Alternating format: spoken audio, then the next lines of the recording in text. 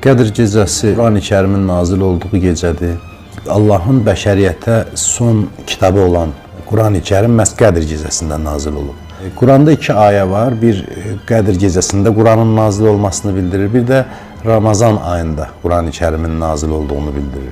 Yəni bundan bu iki ayədən məlum olur ki, Qədr gecəsi Ramazan ayına təsadüf edir. Çünki Quranda bir yerdə buyurulur ki, biz Quranı Qədr gecəsində nazil etdik. Digər tərəfdən buyurulur ki, Ramazan ayı Quran nazil olduğu aydır. Deməli, Qədr gecəsi Ramazan ayına təsadüf edir və Qədr gecəsi hansı gecə dəqiq bilinmir. Ramazan ayının 19, 21, 23-cü gecələrinə təsadüf etmə ehtimalı daha çoxdur. Yəni bu barədə dəqiq bizə məlumat verilməyib ki, insanlar o gecəni axtarsınlar və bir neçə gecəni oyaq qalsınlar. Qədr gecəsi nədir sualına cavab olaraq bunu deyə bilərik ki, Qədr gecəsi Quran-ı Kərimin Peyğəmbərimizin qəlbinə nazil olduğu gecədir. Qədr gecəsi ilk olaraq oyaq qalmaq tövsiyə edilir. Biz əhya sözü işlədirik. Əhya dirilik mənasını ifadə edir. Yəni insanın diri olması, dirilməsi mənasını ifadə edir. Əhya gecəsi, yəni qəlblərin oyandığı, qəlblərin dirildiyi bir gün. İnsanın təkcə gözünün oyaq qalması lazım deyil bu gecədə. Həm də insan qəlbən oyanmalıdır, özünü təftiş etməlidir, öz keçmişini bir daha gözünün önünə gətirməlidir, buraxdığı səhvləri etiraf etməlidir. Bu gecə düşünmək fürsətidir.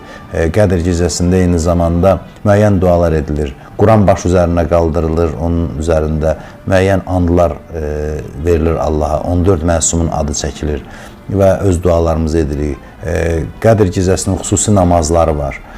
Kitablarda qeyd olunub və 2 rükət Qədr gecəsinin namazı var. Dua kitablarına insanlar müraciət edə bilər və o namazın da qaydasını öyrənə bilərlər. Hədislərdə qeyd olunub ki, o namazı bitirən kimi Allah onun özünü və valideynlərini bağışlayır. Yəni Qədr gecəsi bir rəhmət gecəsidir. İnsan müxtəlif əməllər edə bilər. Qədr gecəsi oyaq qalmamaq günah deyil, yəni yatmaq günah deyil.